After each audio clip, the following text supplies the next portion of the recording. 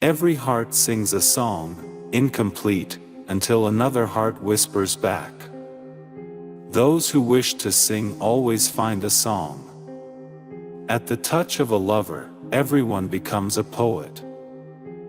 Do not train a child to learn by force or harshness, but direct them to it by what amuses their minds, so that you may be better able to discover with accuracy the peculiar bent of the genius of each. According to Greek mythology, humans were originally created with 4 arms, 4 legs and a head with 2 faces. Fearing their power, Zeus split them into 2 separate parts, condemning them to spend their lives in search of their other halves. And when one of them meets the other half, the actual half of himself, whether he be a lover of youth or a lover of another sort, the pair are lost in an amazement of love and friendship and intimacy, and one will not be out of the other's sight, as I may say, even for a moment. In politics we presume that everyone who knows how to get votes knows how to administer a city or a state. When we are ill, we do not ask for the handsomest physician, or the most eloquent one. Musical innovation is full of danger to the state, for when modes of music change, the fundamental laws of the state always change with them. Excellence is not a gift, but a skill that takes practice. We do not act rightly because we are excellent. In fact, we achieve excellence by acting rightly. I thought to myself, I am wiser than this man. Neither of us probably knows anything that is really good, but he thinks he has knowledge, when he has not, while I, having no knowledge, do not think I have. Love is born into every human being. It calls back the halves of our original nature together. It tries to make one out of 2 and heal the wound of human nature. The soul takes nothing with her to the next world but her education and her culture. At the beginning of the journey to the next world, one's education and culture can either provide the greatest assistance, or else act as the greatest burden, to the person who has just died. A hero is born among 100, a wise man is found among 1,000, but an accomplished one might not be found even among 100,000 men.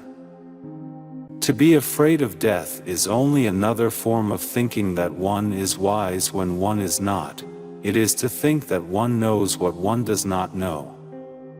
No one knows with regard to death whether it is not really the greatest blessing that can happen to man, but people dread it as though they were certain it is the greatest evil.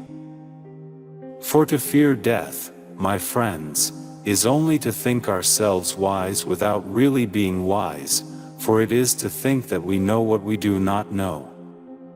For no one knows whether death may not be the greatest good that can happen to man.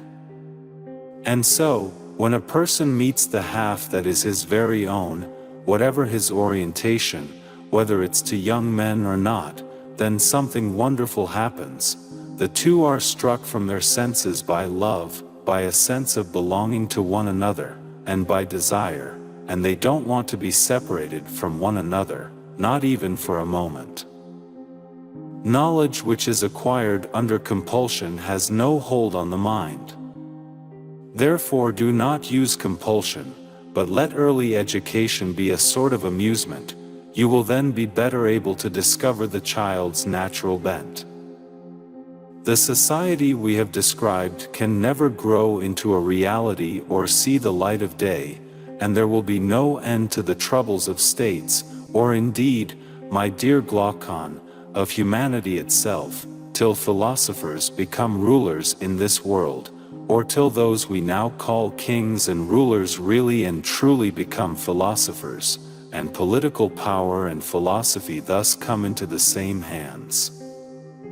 In practice, people who study philosophy too long become very odd birds, not to say thoroughly vicious, while even those who are the best of them are reduced by philosophy to complete uselessness as members of society. What if the man could see beauty itself, pure, unalloyed, stripped of mortality, and all its pollution, stains, and vanities, unchanging, divine, the man becoming in that communion, the friend of God, himself immortal? Would that be a life to disregard? That's what education should be, I said, the art of orientation. Educators should devise the simplest and most effective methods of turning minds around. It shouldn't be the art of implanting sight in the organ, but should proceed on the understanding that the organ already has the capacity, but is improperly aligned and isn't facing the right way.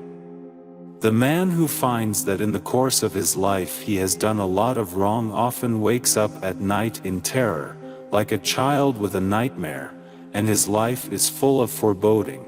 But the man who is conscious of no wrongdoing is filled with cheerfulness and with the comfort of old age. You know that the beginning is the most important part of any work, especially in the case of a young and tender thing, for that is the time at which the character is being formed and the desired impression is more readily taken.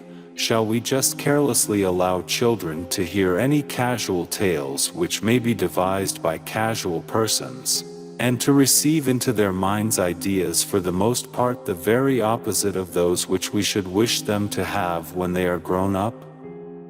We cannot. Anything received into the mind at that age is likely to become indelible and unalterable, and therefore it is most important that the tales which the young first hear should be models of virtuous thoughts.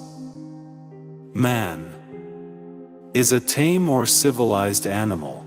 Nevertheless, he requires proper instruction and a fortunate nature, and then of all animals he becomes the most divine and most civilized. But if he be insufficiently or ill-educated, he is the most savage of earthly creatures. If men learn this, it will implant forgetfulness in their souls. They will cease to exercise memory because they rely on that which is written, calling things to remembrance no longer from within themselves, but by means of external marks. What you have discovered is a recipe not for memory, but for reminder.